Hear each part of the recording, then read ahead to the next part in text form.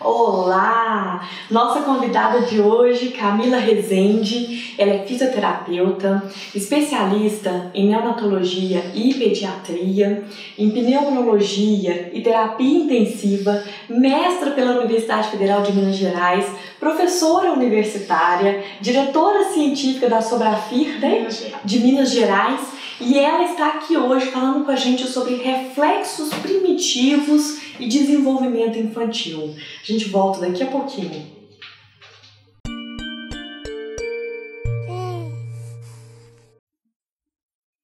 Voltamos! Gostaríamos de agradecer de novo sua presença aqui, Camila. Obrigada por estar voltando ao nosso canal, dando novas entrevistas pra gente. Eu que agradeço mais uma vez pelo convite. Camila, pergunta hoje que eu quero saber. O que são reflexos primitivos do recém-nascido? Bem, o bebê quando nasce, ele não nasce com todo o sistema 100% formado. Então, à medida que ele vai se interagindo com o meio ambiente, ele tem uma resposta, uma percepção disso. E são os reflexos. São primitivos por quê? Porque ele não aprendeu a se moldar. Então, vamos supor, às vezes a gente vai encostar no neném, passou a mão com álcool, vou dar um contato mais simples, né? Passou a mão com álcool e não esquentou e colocou a mão no bebê. Ele assusta. Aí ele abre as mãozinhas e estica as perninhas. O que é isso? É um reflexo de susto, porque ele não conhece aquele contato. Às vezes é comum acontecer com barulho. Alguém buzina, fala alto, deixa uma música muito alta. A criança não está acostumada com isso. Então, a forma dela é adquirir algum posicionamento diferente para aquele estímulo. Existem vários que são citados na literatura e alguns são usados para definir se é uma coisa normal, se faz parte da percepção da criança, da interação dela com aquele meio que ela está aprendendo agora, ou se aquele estímulo, aquela reação persistir, a gente fala que já é um estímulo que está um reflexo primitivo que está tardio, então ele já tem um efeito patológico. Então a gente usa isso para falar se o desenvolvimento da criança está adequado ou não. Agora uma pergunta. Às vezes os pais conhecem os reflexos do recém-nascido e eles falam assim, eu posso ficar, estimulando o reflexo do bebê? É bacana ficar, causando um reflexo de Moro ou de Babinski na lateral do pé? Não. Pode ficar sendo feito isso ou é desconfortável para o bebê? Não. Na verdade, igual eu falei, o reflexo ele não sabe lidar com aquele estímulo, então é uma forma dele aprender aquele estímulo. Não necessariamente você repetir o estímulo vai proporcionar um condicionamento de que ele aceite bem para você ficar reproduzindo. Então, o que a gente faz? Vamos supor, a gente falou alto, ele Vanessa, esqueci uma coisa. Aí ele vai assustar. Ou seja, ele se desorganizou. Por quê? Aquilo foi muito agressivo para ele. A percepção visual, auditiva e controle motor dele, tudo foi afetado. Porque o tom da minha voz foi muito alto, a minha movimentação, ele perdeu todo o controle. Então, o que eu tenho que fazer? Eu tenho que aconchegar ele. Aquilo é uma coisa ruim para ele. Eu não quero que aquilo repita. Uma criança desorganizada é um descarga de adrenalina muito grande para ela. E isso não é bom para o seu bebê. Ele fica desorganizado, ele perde o controle, ele pode ter um choro irritado que ele não está gostando. E a gente não quer provocar esse estresse na criança. Então a gente tem que conter. Às vezes por um susto, às vezes igual... Quando você for reparar o seu bebê quando ele dorme muito, porque a criança dorme muitas horas, quando a criança está entrando no sono profundo, que ela relaxa a musculatura, às vezes ela dá uns tremeliques assim. Exatamente. Isso é porque ela está relaxando a musculatura dela, o cérebro está ficando assim, garantindo só a manutenção das funções vitais. Então, ela demonstra, a gente sabe que ela está caindo em sono profundo quando ela começa a dar esses tremeliques. Depois disso, ela relaxa totalmente a musculatura e pronto. Começa a fazer só as funções vitais, o coração bate devagarzinho, a respiração bem tranquila para o sono de repouso, para amadurecimento do sistema nervoso e para ganho de peso. A criança precisa disso. Esse relaxamento, que se confunde com esse leve tremorzinho, é diferente de quando a criança está acordada, ativa, interagindo com o meio que está em volta, aprendendo a reconhecer e a interpretar o que esse meio quer dizer para ela, e ela tem estímulos repetitivos que não são agradáveis. Então a gente não deve repetir os estímulos. Eles são os estímulos que a gente faz para ver um reflexo, eles são exclusivamente para a gente testar se a criança responde ou não a esse reflexo. Vai ser um profissional que vai estar avaliando o neném para um motivo, para saber por que está fazendo isso. Isso mesmo, igual a neurologista faz, a gente da fisioterapia faz, a terapia ocupacional faz. Quando a gente avalia o desenvolvimento motor da criança, a gente quer avaliar algumas coisas. E ela pode apresentar algumas respostas. Baseado nessa resposta, a gente vai saber, não, ela está certa para a idade do desenvolvimento motor ou tá um pouco assim, a gente tem que avaliar um pouco mais para saber se isso vai ser um atraso, se isso foi uma sequela de alguma outra coisa. Então, a gente não deve estimular isso. Pelo contrário, a criança assustou, chorou, ou tá mantendo uma postura que não é, a gente tem que aconchegar ela. Isso. Vamos aproveitar, gente, a Camila trabalha também, né, indo à casa das mamães e trabalhando com o desenvolvimento da criança que tá normal. Então, é uma expert em desenvolvimento motor, né? Além do desenvolvimento motor, você trabalha com outro tipo de desenvolvimento? Não, com patologias respiratórias. E aí, eu trouxe ela aqui para falar um pouquinho, ela tem tanto para passar pra gente, que eu queria aproveitar e já entrar nesse assunto. Fala pra gente o que é um desenvolvimento motor normal de uma criança. E aí eu sei que você tem muito assunto, eu vou deixar você ficar livre para falar à vontade. Assim, a gente não pode comparar, as crianças são diferentes. Mas existe uma referência mundial do que é esperado. Uma criança de 2 meses, o que um bebezinho de 2 meses faz? O que um bebezinho aos 4 meses faz? Então, o que a gente tem? A gente já tem conhecido esses marcos motores, que são ganhos de desenvolvimento ao longo da vida do bebê. Então, a gente sempre tenta estimular a criança para que ela consiga ganhar e desenvolver essas adaptações motoras para que quando chegar na idade de 2 meses, de 4 meses, ela consiga ter essa interação melhor, tanto consigo quanto com o seu meio que está ao redor. Então, por isso que a gente sabe o que uma criança é esperado de uma criança ou não.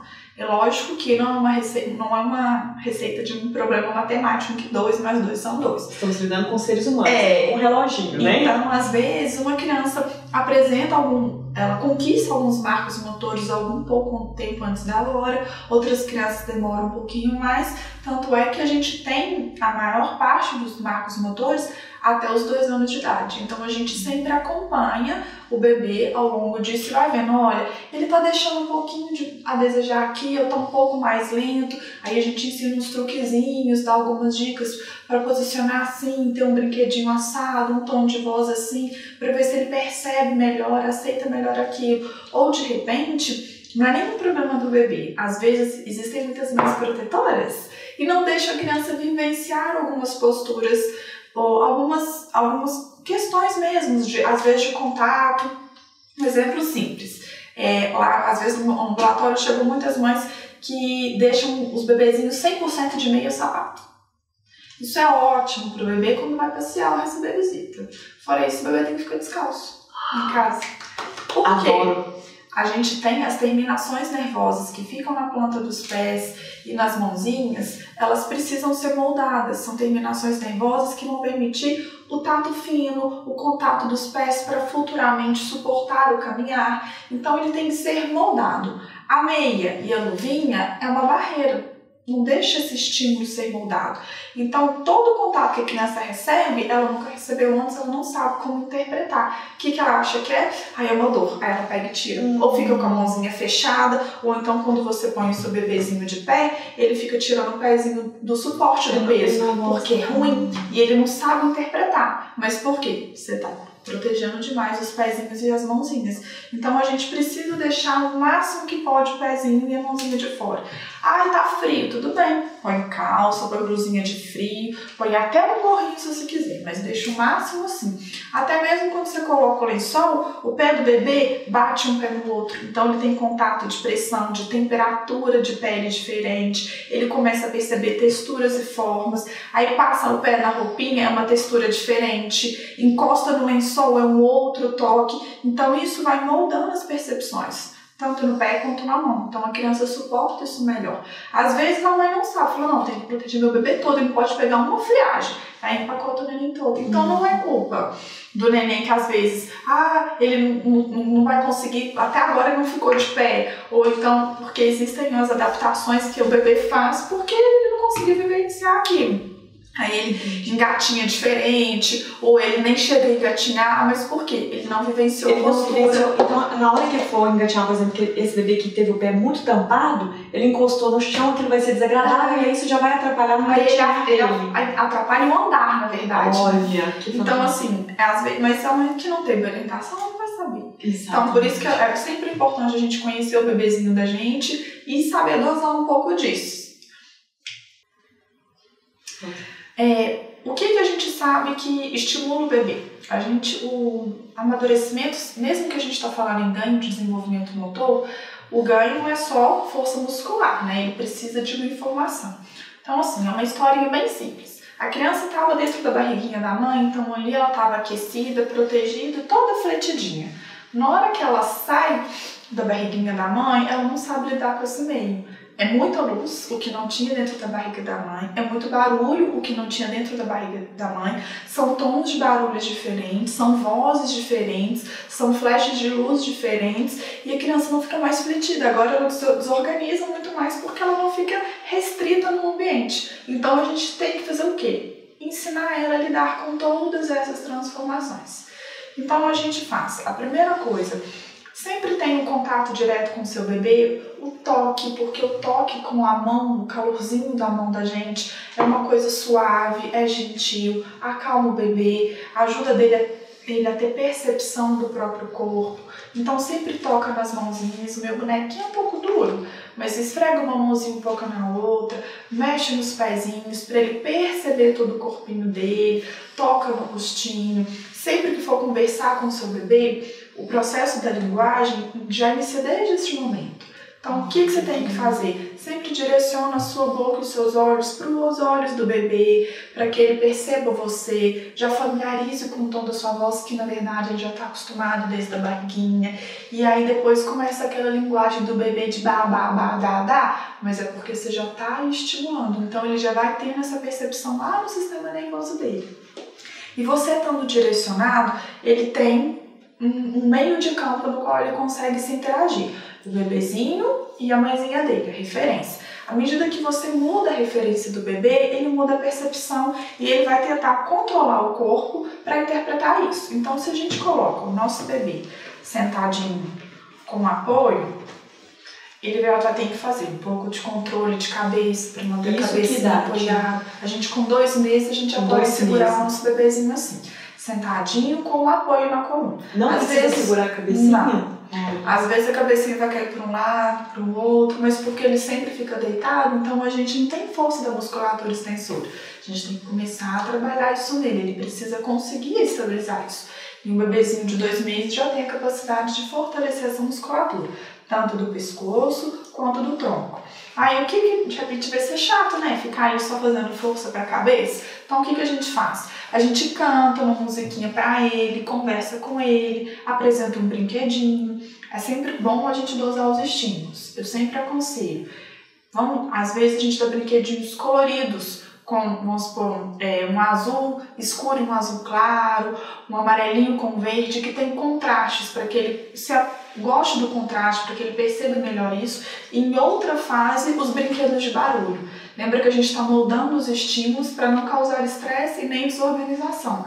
Então, tenha sempre brinquedinhos só de cores e brinquedinhos de barulhos para momentos diferentes, tá? Olha, que legal, gente. De vez em quando, pega vamos tirar a fralda, vamos colocar no banho. Vamos brincar de colocar ele em pé, para ele ter um pouquinho da percepção do que é ficar de pé, desse contato do estímulo do pé no chão. A criança, quando ela já começa a apoiar, não um bebezinho assim, mas um bebezinho já maior que já começa a puxar para ficar de pé, é importante que ele consiga apoiar o pé adequado para a formação do arco plantar. Então, a gente tem que incentivar. Isso quantos meses?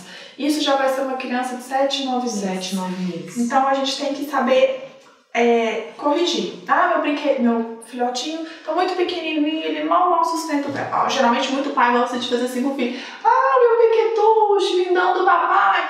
Faz assim, tá? Mas depois deixa ele colocar o pé no chão pra gente dar um estímulo proprioceptivo para esse pé, tá?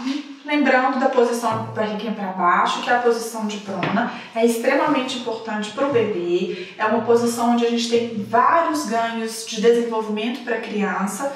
Meu bebezinho não fica muito para baixo porque ele é um pouco duro, tá, gente? Aqui, gente. Mas essa posição sempre deve ser feita com o bebê quando ele estiver acordado, para ele fortalecer a musculatura extensora, para ele fortalecer o tronco. Às vezes a criança não gosta, resmunga, aí você vem, faz um carinho, conversa com ela para ela virar o rostinho, depois aborda ela do outro lado, mostra um brinquedinho, deixa ela ficar assim, posiciona os bracinhos. É importante com que ela faça uma posição parecida com essa, que é uma posição como se fosse uma esfinge, no qual o bebezinho vai apoiar aqui. E essa força é importante para ele ganhar força da cintura escapular, posicionamento dos braços, fortalecimento dos braços.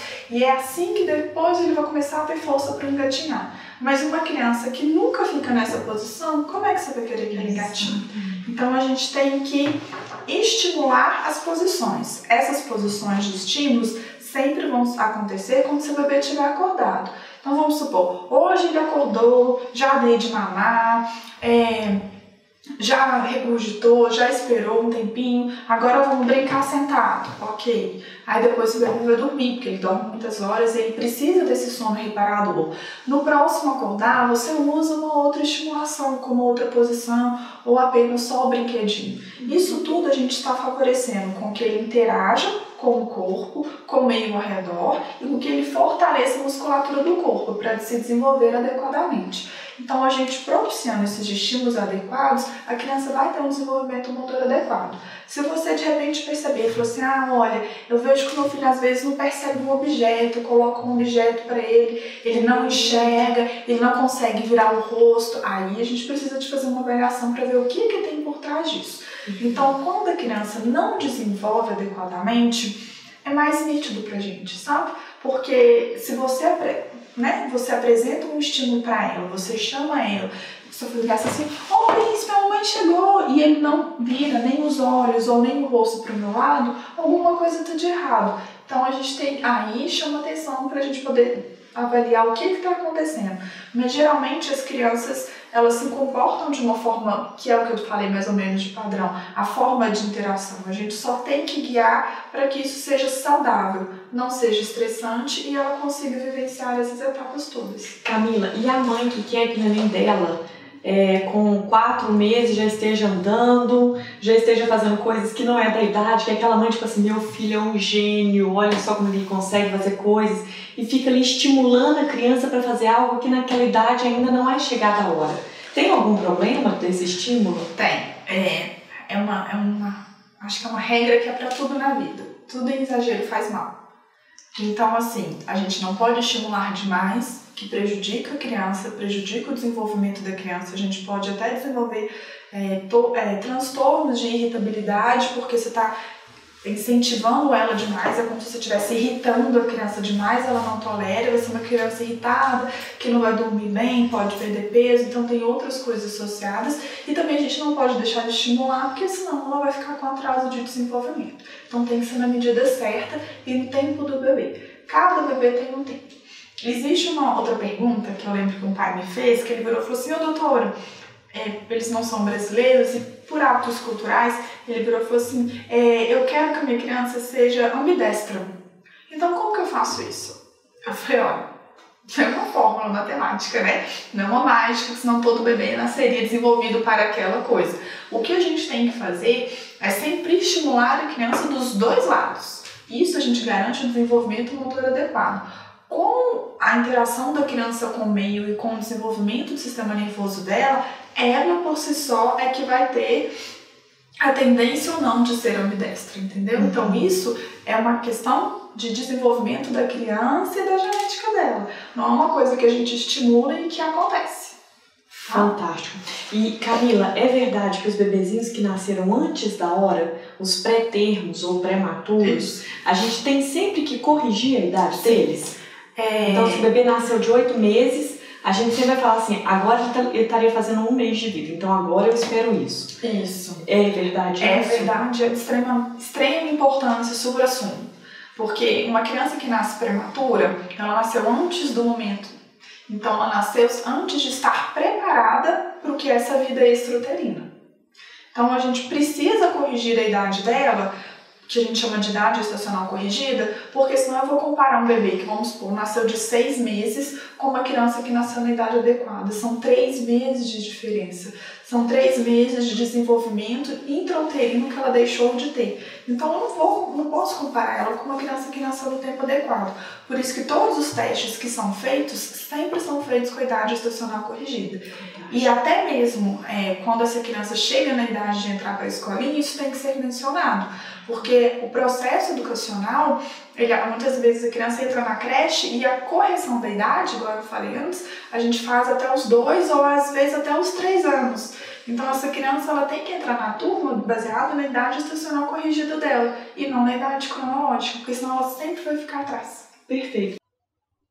Então, mães, eu sei que vocês estão aí achando o trem melhor do mundo. A minha vontade é de ficar conversando com a Camila, 10 horas direto, ela explicando tudo pra gente. Mas no YouTube nós temos um número de minutos para poder postar os vídeos no ar. Então, depois eu vou convidar a Camila para outras coisas, tá, gente? Eu prometo.